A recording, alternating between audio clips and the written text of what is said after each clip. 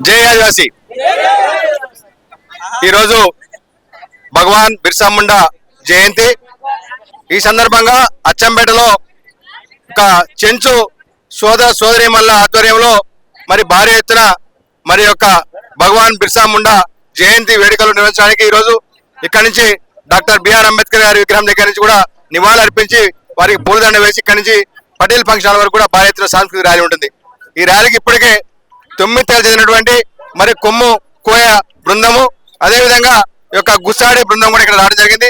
వీటితో పాటు చెంచులు చెందినటువంటి మరి తప్పట్ల బృందము, మరి కళాకారుల బృందం కూడా అందరూ కూడా రావడం జరిగింది. ఎందుకంటే భగవాన్ బిర్సా ముండా అనే నాయకుడు ఒక సాంస్కృతిక ఉద్యమానికి నాందిపోసినటువంటి వ్యక్తి. ఆ రోజు బ్రిటిష్ వారు మరి ఇక్కడ ఉన్నటువంటి మరి ఆదివాసీ తెగలని ఏ రకంగా అయితే మరి అంతరించే విధంగా వారి యొక్క ప్రణాళిక ఉంటే దానికి ఎదురొడ్డి నిలిచినటువంటి గొప్ప వ్యక్తి భగవాన్ బిర్సా ముండా.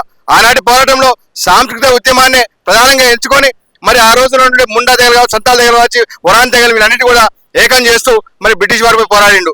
చిన్న వయసులోనే మరి 25 సంవత్సరాల వయసులోనే మరి బ్రిటిష్ వాళ్ళు పట్టుబట్టి ఆయన తీసుకెళ్లి జైల్లో నిర్బంధించి మరి బయటకు వస్తే చాలా ప్రమాదాన్ని గ్రహించి ఆయనకి విషప్రయోగం చేసి ఆయన్ని చంపడం జరిగింది. ఒక వీరుడు మరణించవచ్చు కానీ ఆయన యొక్క వీరుని స్ఫూర్తి ఎన్నటికి నిలిచి ఉండదని దానికి ఉదాహరణ ఈ రోజు అచ్చంపేటలో భగవాన్ బిర్సా ముండా జయంతి వేడుకలు ఘనంగా నిర్వహించడమే కారణం. దీనికి ఈ సందర్భంగా మేము కేంద్ర రాష్ట్ర ప్రభుత్వాలకు ఒకటే చెప్తాము, పార్టీలు ఏమైనా కావచ్చు, అధికారంలో ఇవాళ ఒకరు ఉంటారు, రేపు ఒకరు మారుతుంటారు. కానీ రాజ్యాంగం ఏదైతే డాక్టర్ బిఆర్ అంబేద్కర్ రాజ్యాంగం రాసిందో దాంట్లో ప్రధానంగా ఆ కమిటీలో ఉన్నటువంటి జైపాల్ సింగ్ ముండా గారు యొక్క ఆదివాసీ తెగల అభివృద్ధి కొరకు, సంక్షేమం కొరకు, వారి యొక్క సాంస్కృతిక మరి అభివృద్ధి కొరకు, వారి సంరక్షణ కొరకు 5వ షెడ్యూల్ 6వ షెడ్యూల్ ఏర్పాటు జరిగింది.